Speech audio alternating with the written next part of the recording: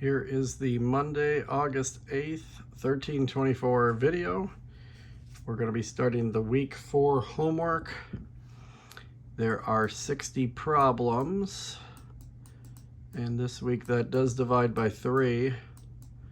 So the goal will be to try to do 20 each day, 20 on Monday, 20 Tuesday, and 20 Wednesday. Week 4 homework, 60 questions.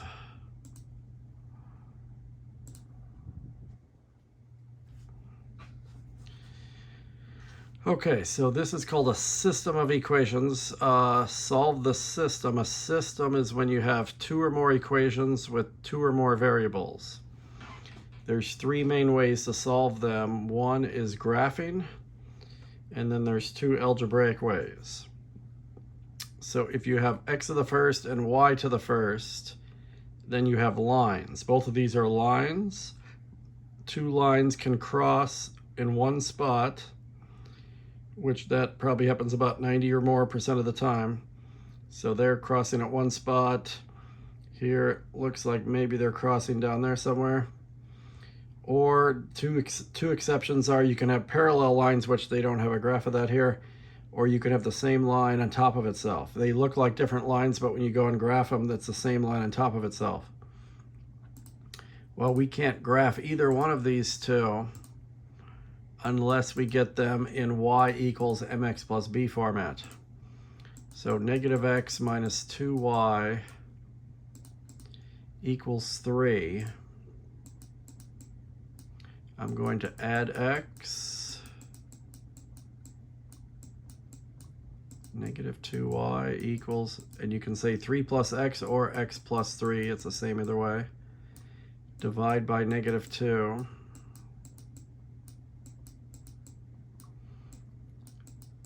And then there's a hidden 1 right here. So the slope here is negative 1/2.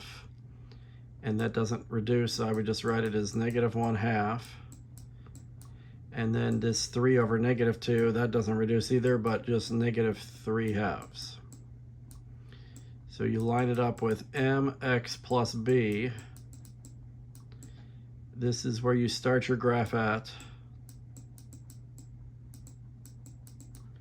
This one would be starting at negative 3/2, which is negative 1.5, like right there. And then if the slope's negative 1/2, negative, you go down, so down 1. This is the one time in math you do the y first. Down 1, right 2.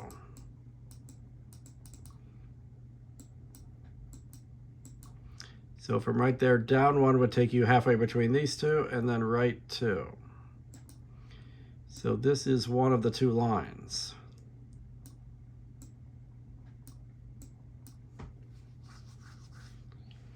So the other one is 2x plus 3y equals negative 1. 2x plus 3y equals negative 1. Subtract 2x.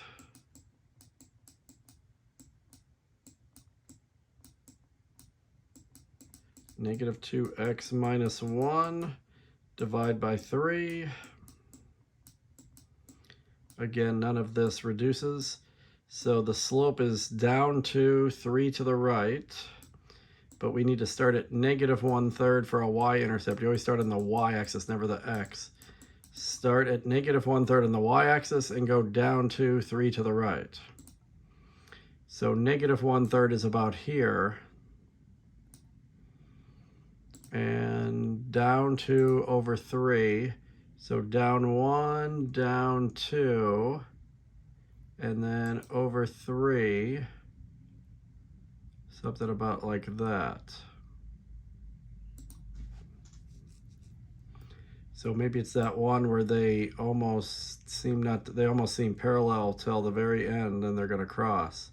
They have to cross if their slopes are different. Negative 1/2 and negative 2/3, they'll catch up eventually. The only way they can be parallel is if the slopes are identical. So, oops.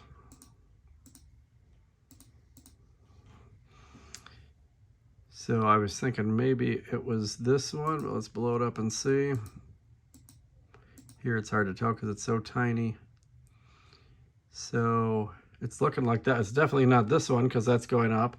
It wasn't the same line on top of itself, and it didn't make a big X, so it's by process elimination. It has to be C. Now the downside to doing this by graphing is it's sometimes almost impossible to tell where do those two lines cross each other. And they may not even cross at an exact spot. Okay, so I guess the point was to use the graph to figure that out, but that's virtually it's hard to tell that. You can't tell that from here. So again, the graphing method, it works. It's okay if you can see exactly where they cross. If this had been the answer, is that even crossing at an exact spot? It looks like it's slightly off, like in the middle of the box there. So this can be challenging sometimes. Sometimes they come out nicer. Say you had one graph that was up 3 starting, and then it went down 1, 2 to the right, like that. And then let's say there was another one that started at the origin and went up 1 over 1, up 1 over 1, right there. See how it landed exactly there?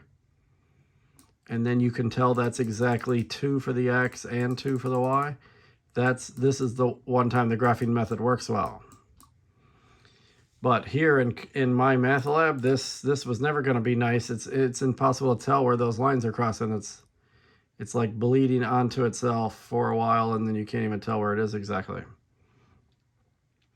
So actually what I'm going to do to finish this then is the next method that we're about to learn is substitution or elimination.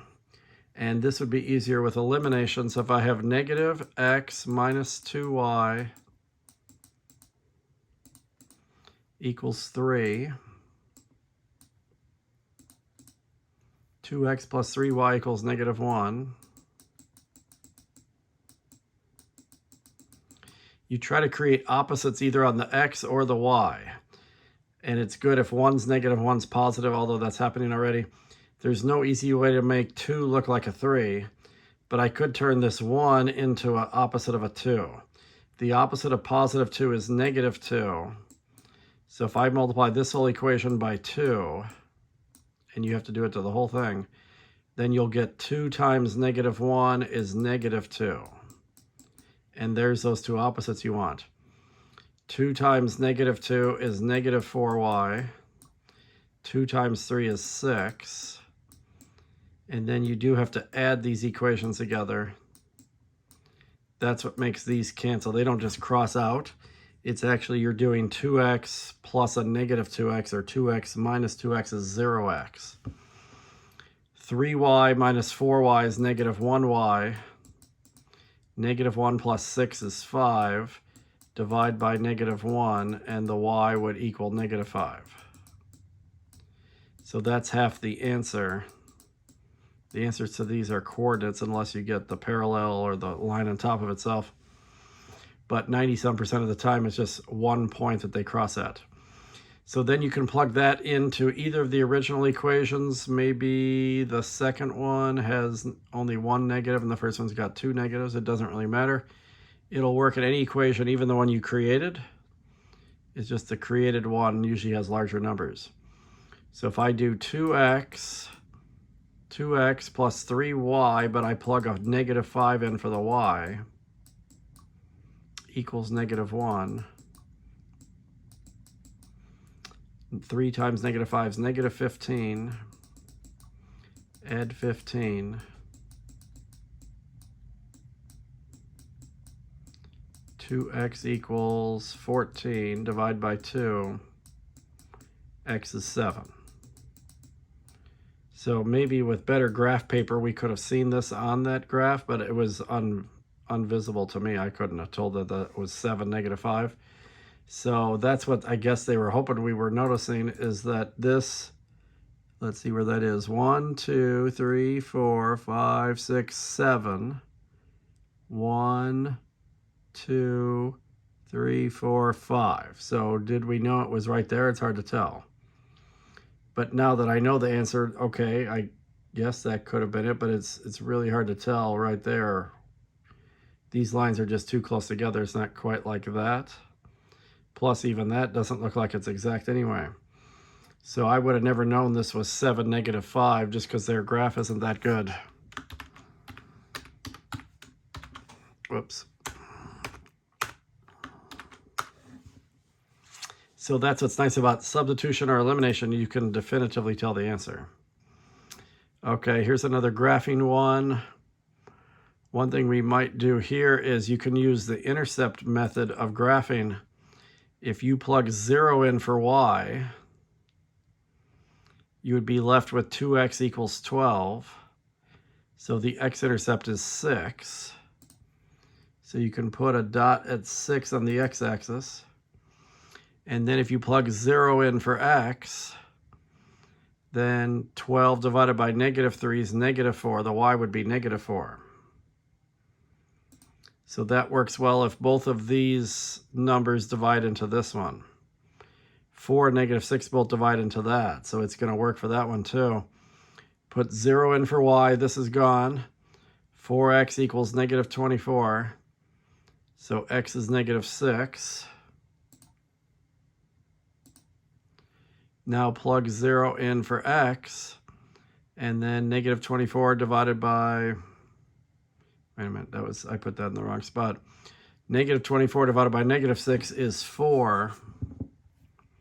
Can we clear that one, or does it clear the whole thing? Okay. This one was -4 and +6. I put that first one in the wrong spot. That was the x-intercept. The x-intercept was -6, so that should have been here. The y-intercept is +4. See how these lines are parallel? Because you're going up 1, 2, 3, 4, and over 1, 2, 3, 4, 5, 6. Up 4, 1, 2, 3, 4, over 6. They have the same slope, so they're parallel, so they're never going to cross each other. This is a no solution. Where do they cross? They don't, so no solution. But if I graphed one line and drew it, and then I went and graphed the other one and it happened to be exactly the same line on top of itself, then you say there's infinitely many solutions. That's the other exception. So there's 2 exceptions there if the lines don't cross or if they don't cross once. Okay, this is the substitution method. This is ideal when you have a scenario just like this where you have y equals something or x equals something. If you can get the x or the y by itself quickly, then you can substitute. I can take this stuff that's equal to y and plug it into the y of the other equation. So the other equation was x minus 2y equaled -1, and right where this y is, everything else is the same. You can plug in for y this stuff. It's equal for it. It can take its place. So put a -2x plus 18 right where that other y was. This is the third method. This is called substitution. It's good to know all 3 methods because there are cases where one of the 3 methods is much easier than the other 2. You wouldn't want to just say, teach me one method, I'll do that every time, because you'll get some problems you can't do if that's what you're stuck with. So -2 times -2x is +4x. -2 times +18 is -36. See, we can solve this now because there's only one variable. We got rid of one of the variables. X plus 4x is 5x. They're on the same side. You can add them together. Now I got to do the opposite to get these together.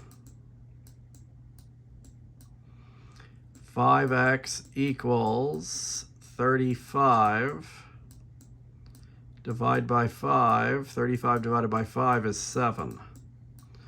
So I got an x of 7, and we still need to find the y. This means these 2 lines cross each other once. If you're going to get no solution or infinite solution, the x's, you would never get an x answer. Now, a lot of students like the elimination method better because it's usually easier to get the first answer. The first answer here can be kind of messy algebra-wise. But the substitution method, it's easier to get the second answer. All you have to do is take this 7 for x and stick it back into this equation where you have y equals. Put a 7 right there. There's no algebra, it's just calculating. -2 times 7 is -14, plus 18 is 4. So these two lines would cross each other at the coordinates 7, 4. So 90-some% of the time you get a single coordinate for an answer. It's the one and only place the two lines cross each other. Two lines can only cross once. Unless they're on top of each other, then they infinitely cross each other, but that's kind of an exception. Okay, so now they want me to do elimination method, but you could do, if they tell you to do one method and you did another one, you would still get the same answer. So you don't necessarily have to do it the way they ask you to do it, but usually they suggest the method that would be the best for that scenario. So minus n equals 14. M minus 3n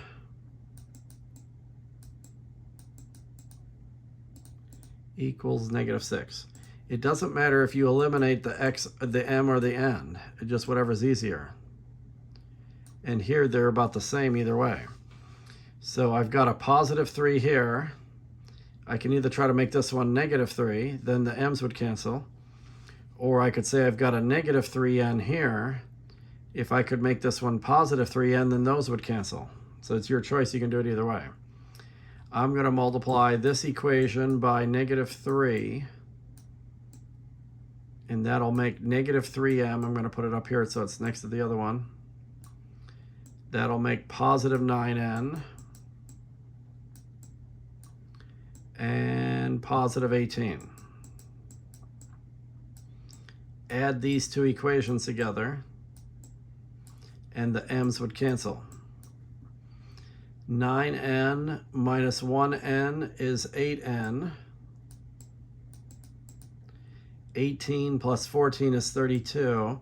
Your problems most likely are going to come out evenly. It's not that they have to divide evenly, but if you get like 37 over 19, you probably did something wrong. It's possible that could happen, but it's not going to be that messy of a fraction. But for the most part, they're going to come out as integers just because they're teaching you this method right now. So see how that was easier to get the first answer? Now, if you don't get x and y, you just go alphabetically m and n.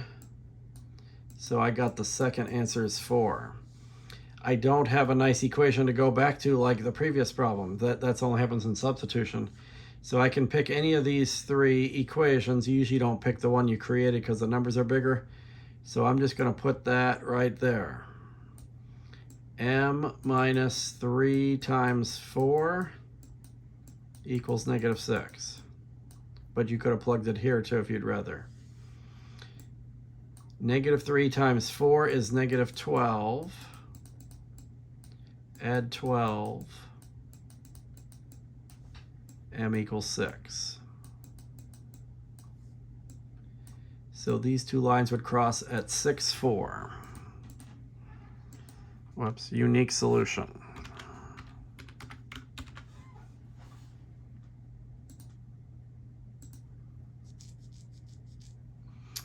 Okay, so here your choice is, you have a 4x here.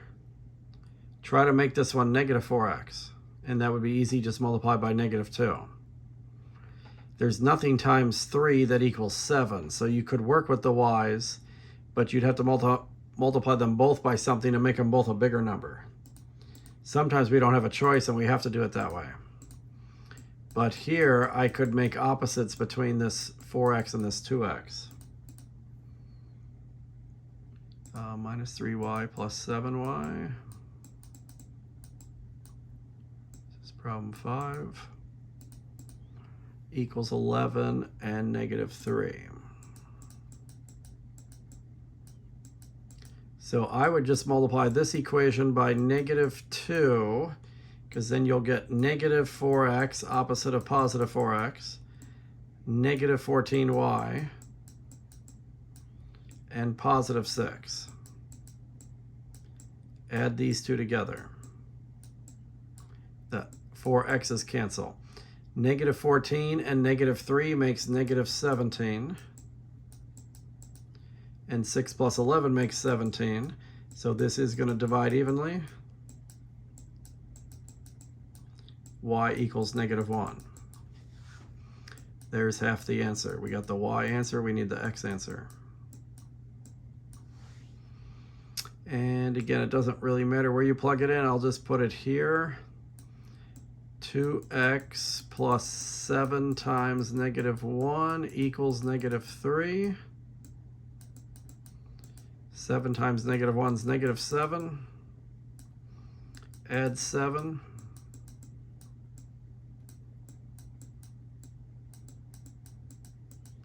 Four divide by 2. X equals 2. 2, negative 1.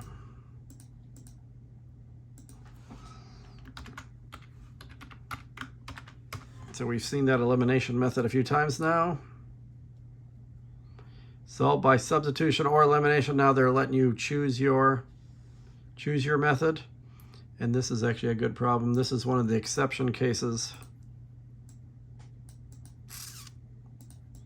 So negative 5x plus 6y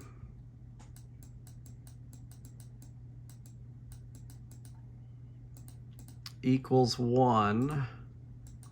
This one's equal to negative 2. 15x minus 18y.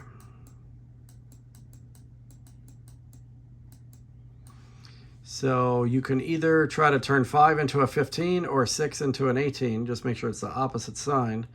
So normally what happens is you say to yourself, okay, negative 5 times 3 would make negative 15. And that's the opposite of positive 15. And then the x would cancel when you add the equations together. But usually when you do that, only the x's cancel. And I wasn't even trying to do it here, but 3 times 6 is 18y. And the y's canceled too. I wasn't even trying to do that. If both x and y cancel in elimination or even in substitution, then you're going to get either no solution or infinite solution. Now you can't have a blank side of an equation. Again, the reason these cancel, they don't just cross out and disappear into thin air.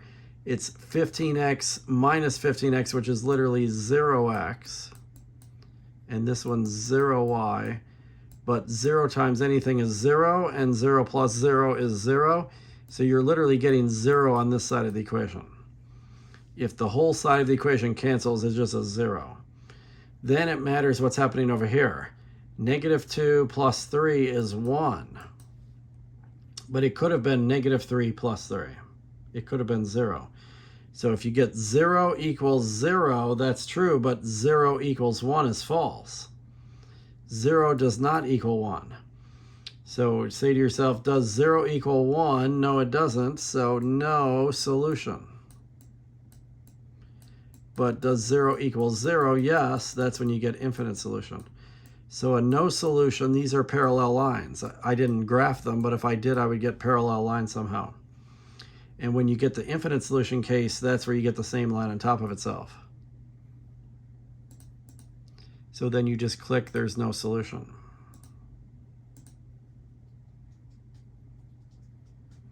Okay, this should be the one that's infinite solution.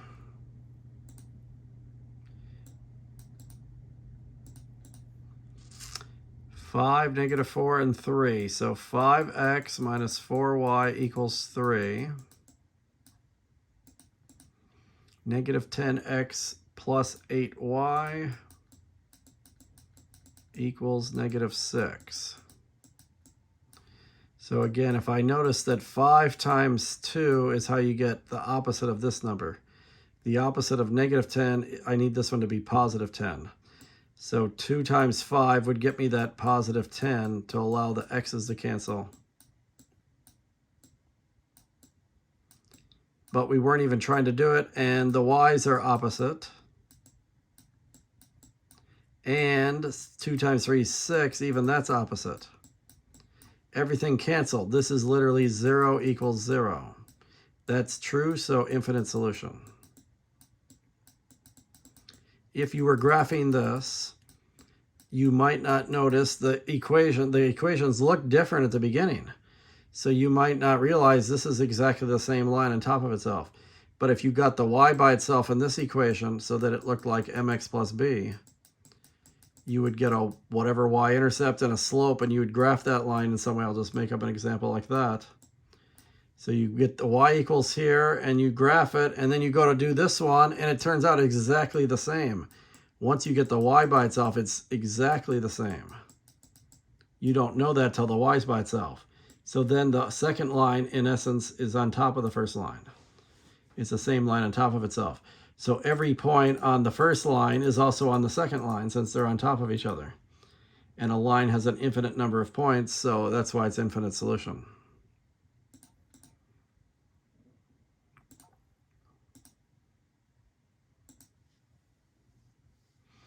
So those were the two exceptions, because the x's and y's both canceled. So then you got to look, is 0 equal to 0? Then it's infinite solution. But 0 equals something else, then it's no solution.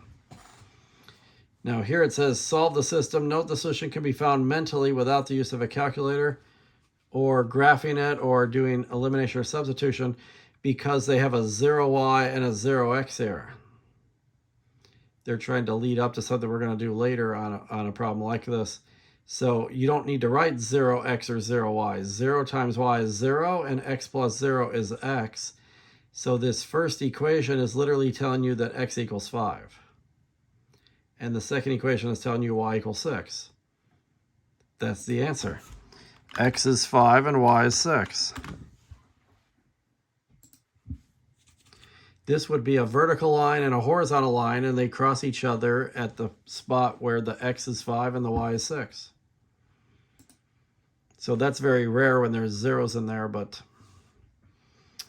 Okay, so now they've got 3 lines. Okay, so I guess these are going to cross each other all at the same place. This is number 9. X minus 2y equals negative 10. So I could subtract x. Negative 2y equals negative x minus 10. Divide by negative 2. Y equals negative 10 divided by negative 2 is positive 5. And there's a hidden 1 here, and the double negative could be positive. And it's actually better when slope is a fraction. We like slope to be a fraction because then we have our rise over run, and we like the y-intercept to be an integer, so we have a good starting point and not something that's hard to tell where it's at.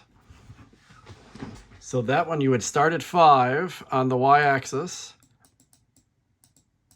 and then you would go up 1 and 2 to the right.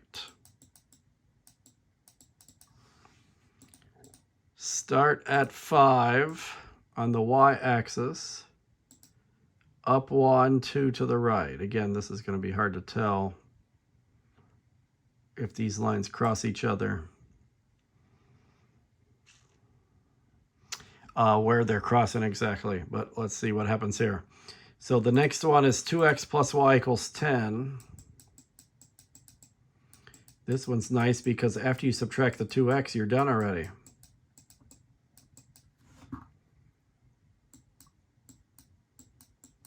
The y is by itself already. Y equals negative 2x plus 10. So start at 10 and make this a fraction and go down to 1 to the right from 10. So line, start at 10, down to 1 to the right. So it looks like those two cross each other exactly there. That seems to be 2, 6. 2, 6. So So let's hope this third line comes in somehow and goes right through that point if they all cross at the same spot. But actually that line could go like this and cross these two. And then there may not be one point where they all cross each other. Because it says find the coordinates of any points where two or more lines intersect each other. So I'm guessing that this one's probably not going to go right through that spot and give us one answer. So x plus 2y equals -4. X plus 2y equals -4 minus x. 2y equals -x minus 4. Divide by 2. This is a -1/2 right there. -1/2 x minus 2.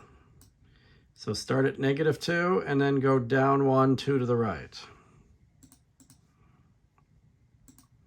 Start at -2, down 1, 2 to the right. See, they do cross at different spots. So there's this triangular figure in the middle. Later on, either towards the end of this week or maybe next week, what's going to happen is you're going to click this paintbrush and fill in this triangular region. And then we're going to be looking for a solution somewhere in there, but it turns out you couldn't possibly check every point inside of there. It turns out that only these corner points can be solutions.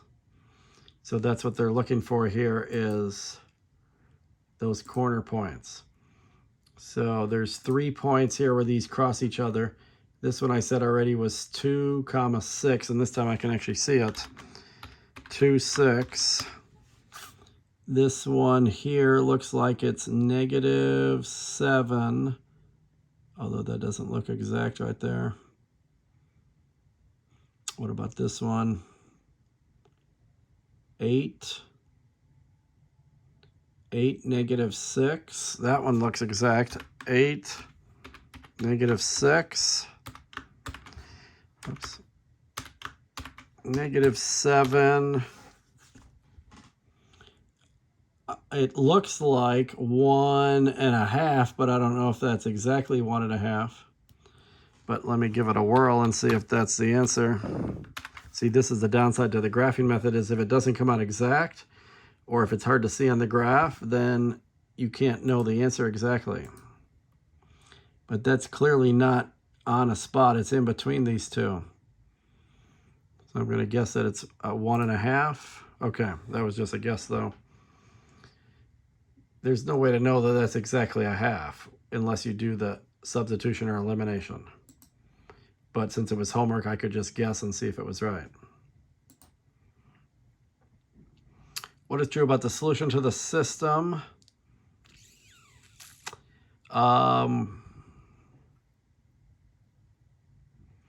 This solution is just the line, so it should be B, that there's multiple solutions because there was 3 of them, but it's not an infinite number.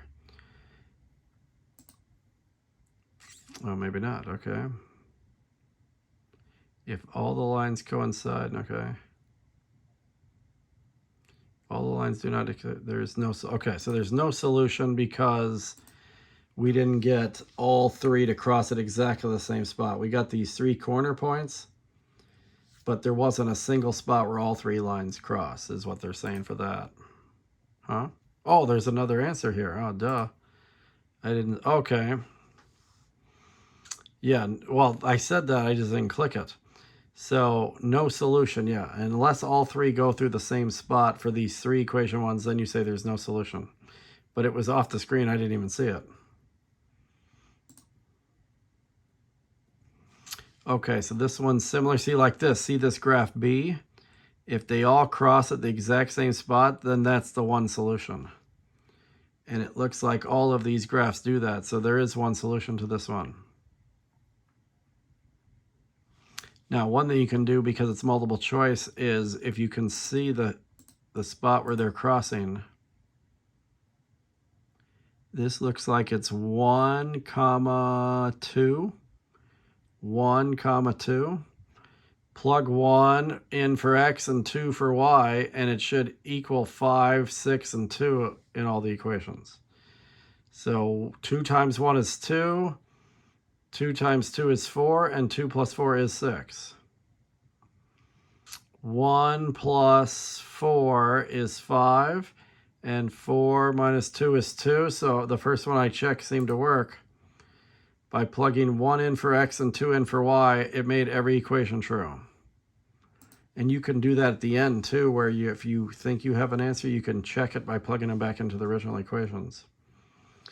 But otherwise, you'd have to do number 10 exactly like I did 9, and I didn't just want to spend another 10 minutes doing that.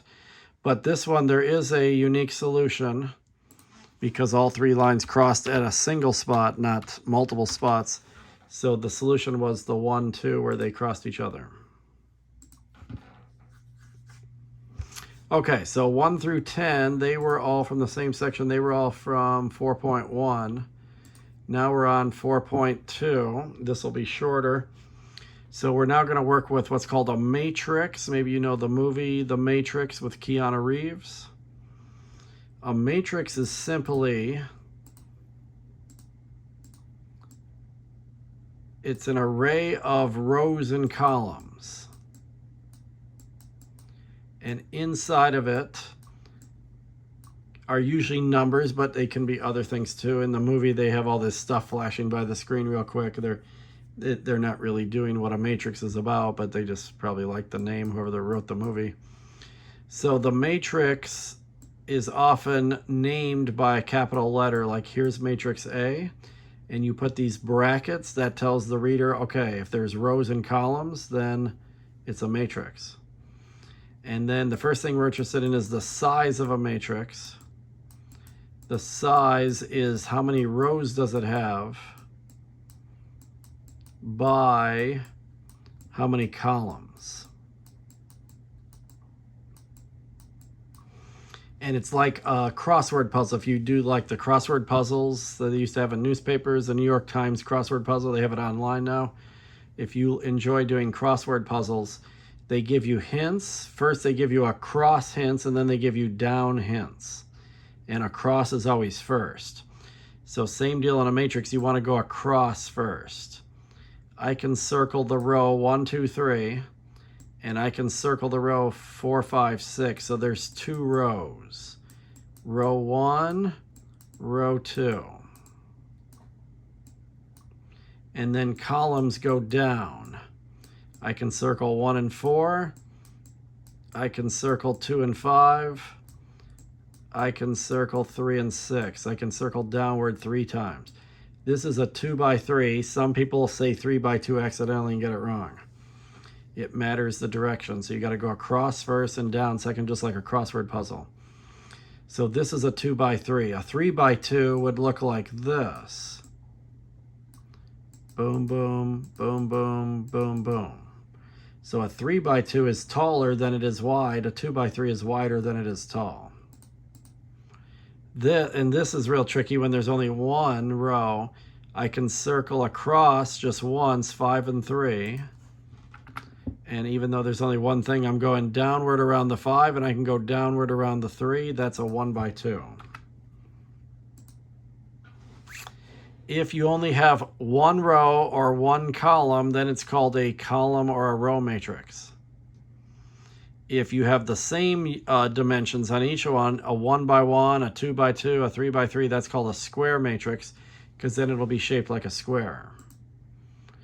Otherwise, it's just called no special type. So this one I did, this is no special type because I don't have any 1s here. Neither of these numbers is a 1, and they're not the same number. So this is a rectangular matrix. It doesn't have a name really. They just say it's no special type. But because I have one row, this is a row matrix.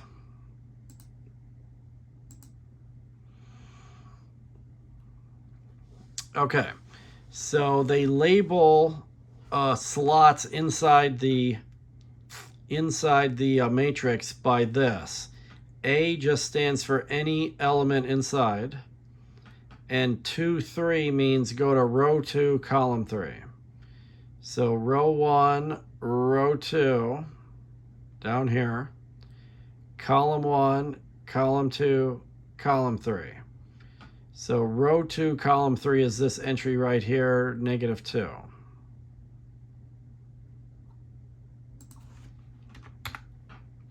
A11 means the first row and the first column, that's 6. Now, how would it not exist? Because they leave the possibility that the second answer doesn't exist, or the first answer doesn't exist, or they both don't exist. If they said, what's A45? Well, I don't have a row 4, I don't have a column 5, so then they would both not exist.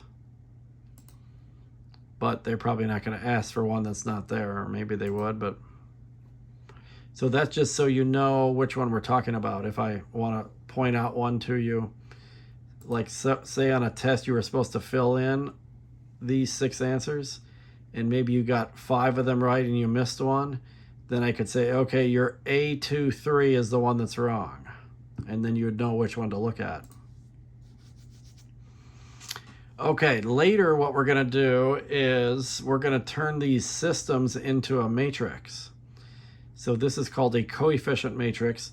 It turns out, especially in computer programming, that the computer, or even a human that's doing this by hand, if you ignore the variables, you can work much quicker and more easily with just the coefficients. So they took the 9 from the first variable and put that there, then put the 8 here, put this 4 right there, and this -2 right there. So it still looks the same. It's just like you took the x's all away. And if you only care about the left side of the equation, then this is a 2 by 2 square matrix. But they also will sometimes put like a little line here first, and then put the 4 and the 1, and then close the matrix after that.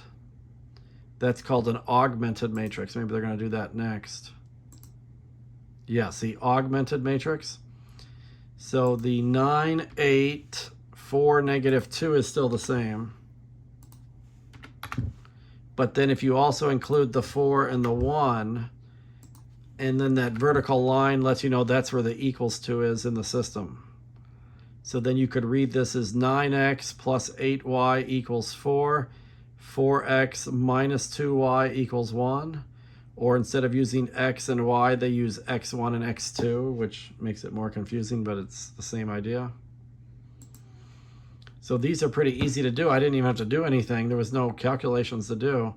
It was all about knowing how to transform a system to a matrix or vice versa.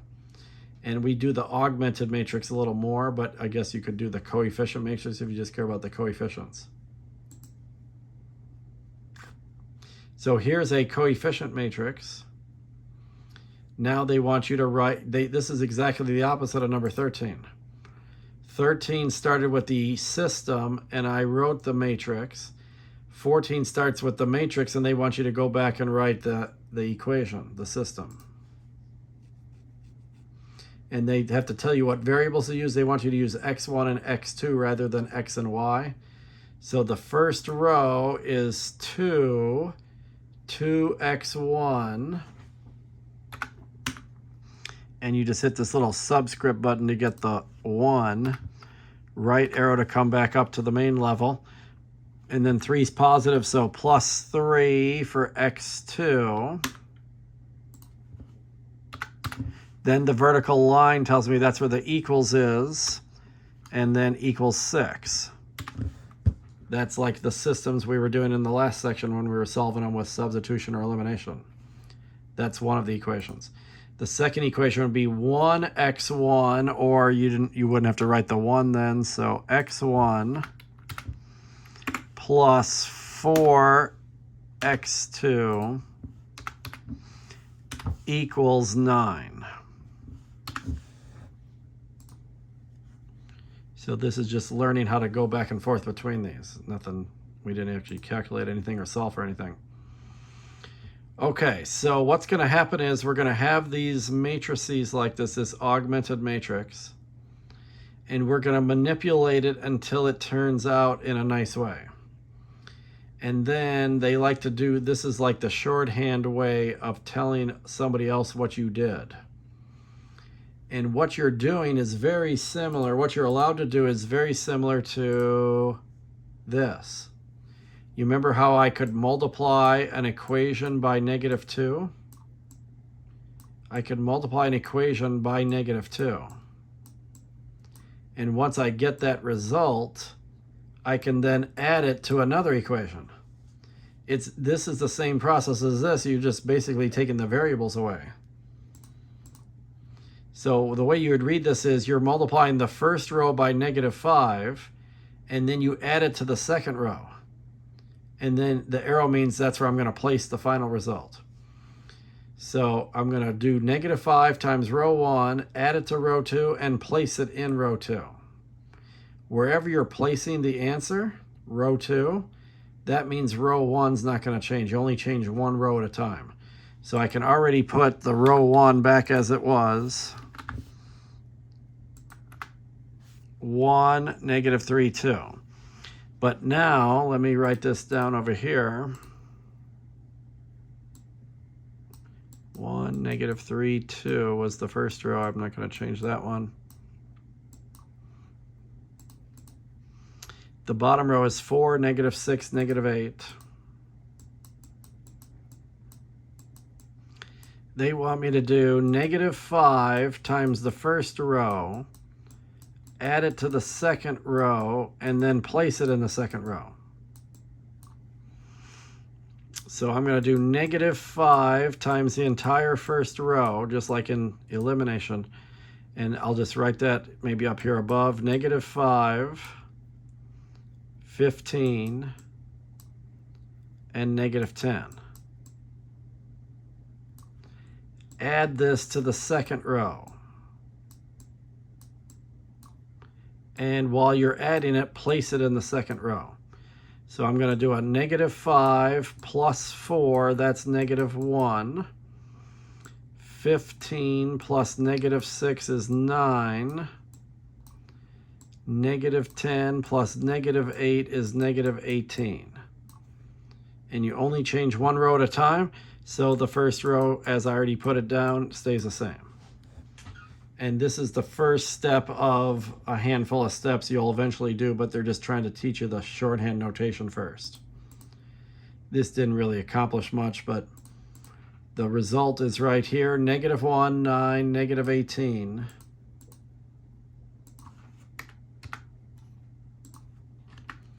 And you never change the first row if you've changed the second row.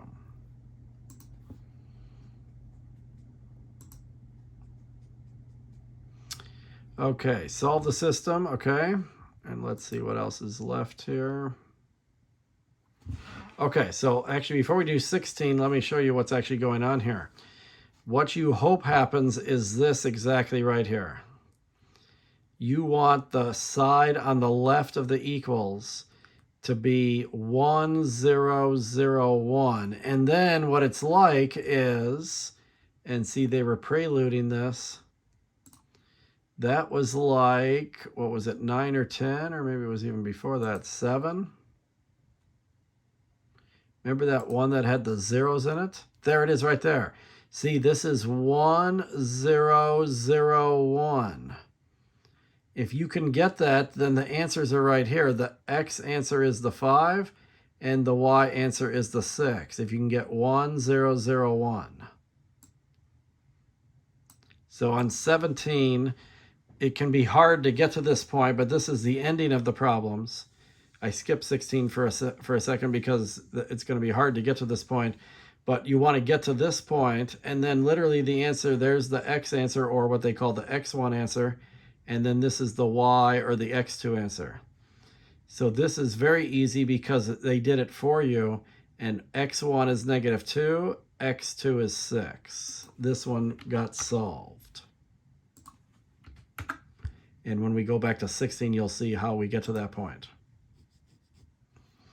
If you're solving it to try to make it be 1, 0, 0, 1, if you reach a point in the middle of the process where one entire row is zeros, in the process of changing to ones and zeros, once you get a 0, they never change back to anything else. So once you have zeros in these slots, it can never change to anything else. So there's going to be no way to get 1, 0, 0, 1. I'm never going to get a 1 right there if it's already a 0. So I can never finish it because of that. So then what's happening is this bottom row is like what we had at the end of the last section. This is like saying 0x plus 0y equals 4, or in other words, 0 equals 4. So this is like when the x's and y's cancel out in substitution or elimination. And then remember, you say to yourself, is 0 equal to 4, yes or no? If yes, it's infinite solution, but if no, it's no solution. 0 does not equal 4, so this is a no solution.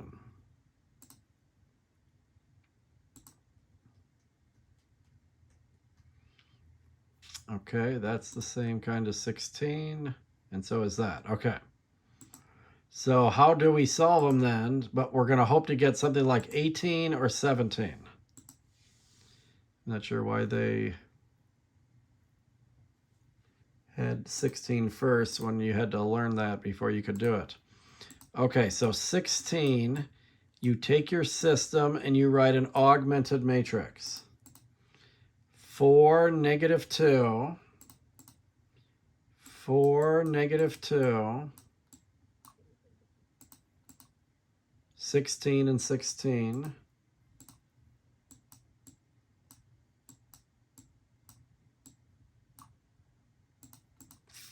8 and negative 6.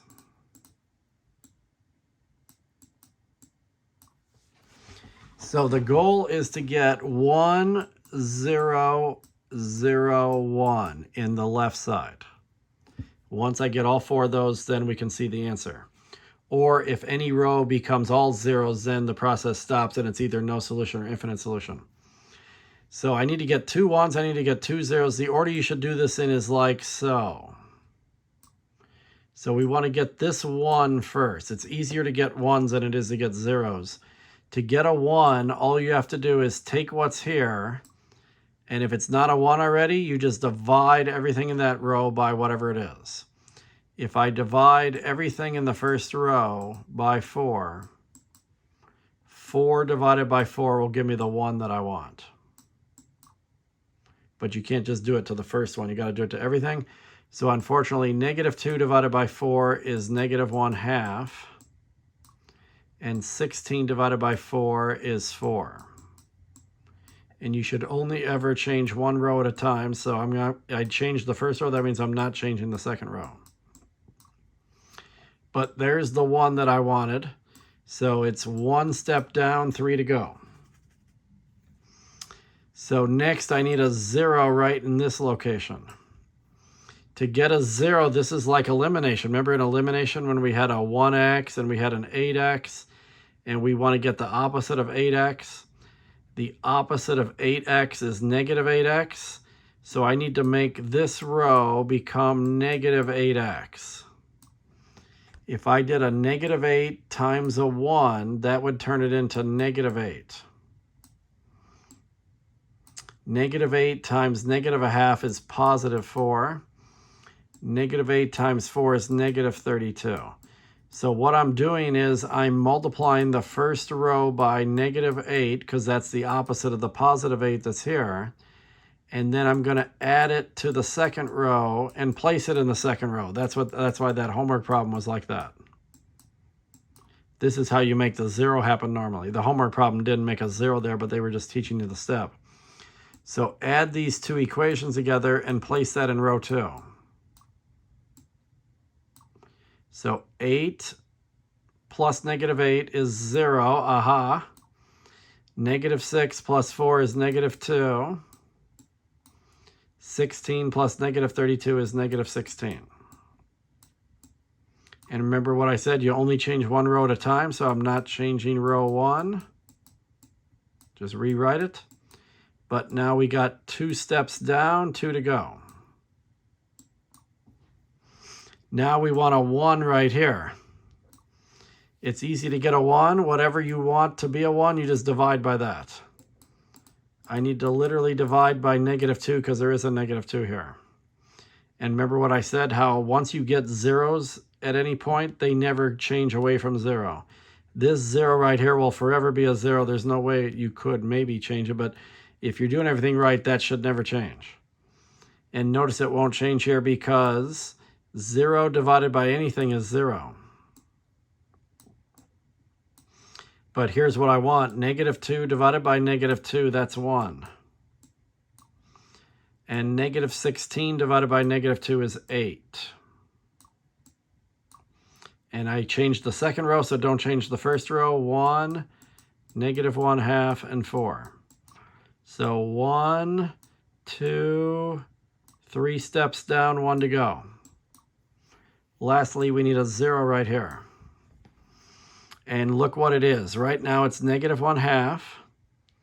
Whatever this is that you want to change to a 0, you got to use this 1. The 1 is the key, because 1 times anything is the anything.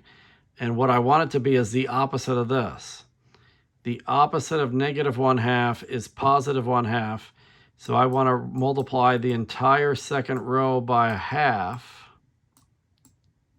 And I'm going to write it above here. 1/2 times 0 is 0. 1/2 times 1 is 1/2.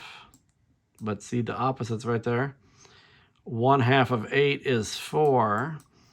Now we add these two together. And we'll place it in row 1 because we don't want to mess with row 2. It's already got what we need. So row 2 is going to stay the same, and I'm kind of running out of room to write everything, but row 2 is staying the same. And here comes what row 1 is going to become. 0 plus 1 is 1. Once you get 1s and 0s, they should never change back to anything else. -1/2 plus 1/2, that's 0. And 4 plus 4 is 8. I finally have it. 1, 0, 0, 1.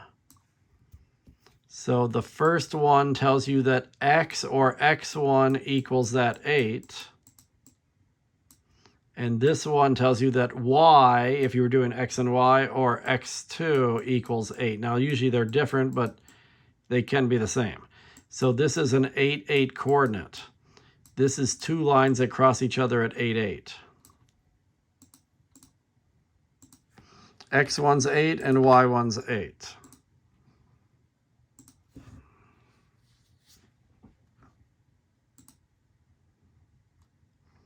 These are two lines that cross at 8, 8.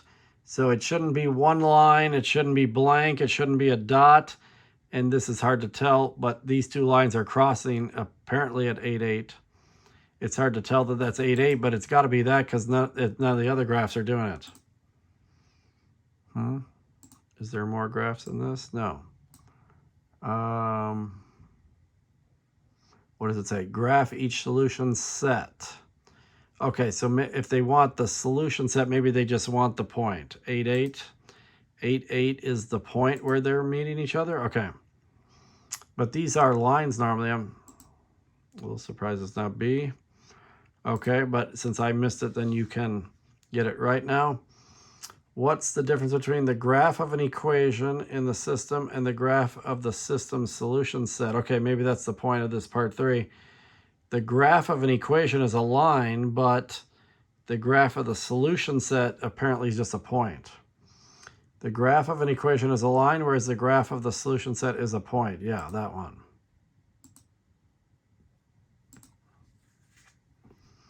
Okay, so we're just under an hour on this video, and there's 2 problems left for today. So we get to do this one more time, 2 more times. So it's 1, -2, -7 for the top row. 1, -2, -7. Try to leave some room here for everything. The bottom row is 2, -1, and 1. Now, the first slot's already a 1, so sometimes you get 1s or 0s already where you want them to be. So I got lucky there. That step's already done. 1 step down, 3 to go already. But if that was not a 1, I would divide everything by whatever it is. So next I need this 2 right here to become a 0. So that means I'm not going to be changing the first row. I'm going to change the second row, hopefully, so there's a 0 there. To get a 0, you look at what you have. You got a 2. And then the key is to use this 1, because 1 times anything is the anything. What the anything that I'm looking for is -2. If I could have -2 to go with this +2, it would add up to 0. So that's what tells you to multiply the first row by -2.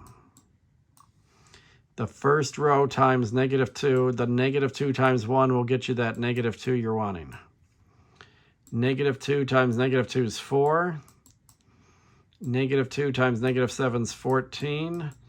Add these two together and place it in that second row. 2 plus -2, there's 0. -1 plus 4, there's 3.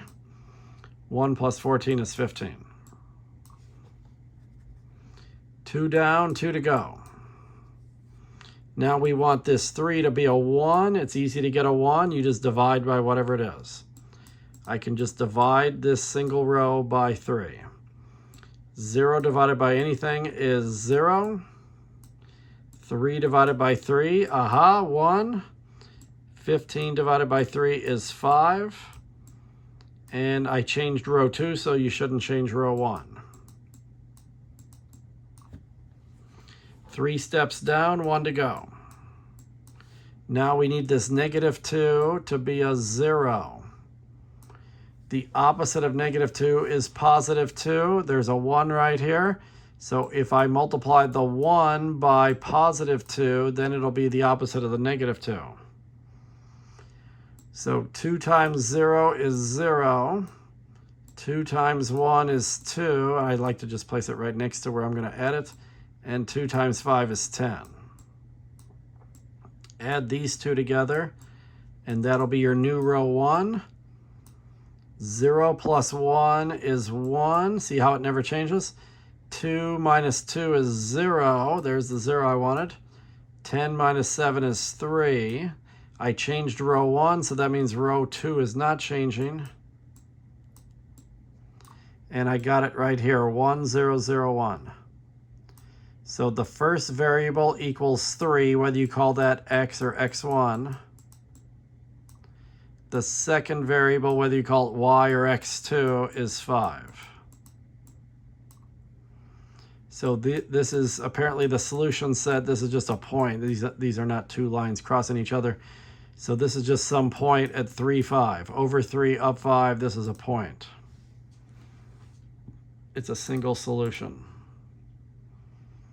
There's a unique solution. x1 is 3 and x2 is 5. Okay, one last time. Number 20. The matrix is going to go 3, -2, 1 for the top row. 3, -2, 1. Now I didn't get lucky and get a 1 right there. 9, -6, and -3.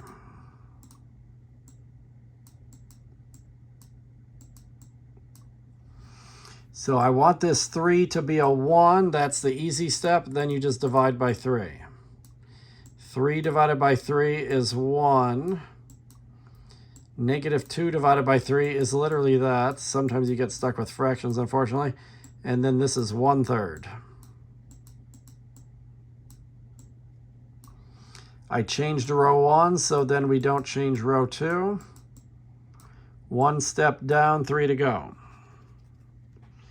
Now we want this 9 to be a 0, so the key to it is -9. If I do -9 times that where the 1 is, then it'll turn into -9.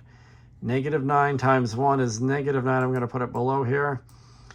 Now this is a little hard, but do the division first. -9 divided by -3. You can do the negative. -9 divided by -3 is +3. Times 2 is 6. or do it like this. -9 times 2 divided by 3 negative, there's 6. -9 times a third, but do the division first. -9 divided by 3 is -3, times 1 is -3. Add these two together. And this will be your new row 2. Row 2 is going to be 9 minus 9 is 0. -6 plus 6 is 0. -3 and -3 is -6. And then you don't change row 1. So I got the 1, I got the 0, but I got the double 0 on the bottom. This, I wanted this next to be a 1. It's never going to go to a 1 now that it's 0. So I can't divide by 0 to turn it to 1 because 0 divided by 0 is undefined. Once you get an entire row of zeros on the left side, then it's like saying that I have, this row is telling me 0 equals -6. That's not true, so that's no solution. Or if I got 0 equals 0, then it would be infinite solution. So this is nice. Actually, this is nice when this happens because now I don't have to finish it. I only did 2 steps so far. I was going to have to do 2 more steps to go. But if you get a whole row of zeros, you're done. This is no solution. So that should be the end of section 4.2. Let's see if it goes to 4.3 next. Yeah, so 4.3. And then apparently here we're going to have 3 unknowns, 3 variables, 3 unknowns.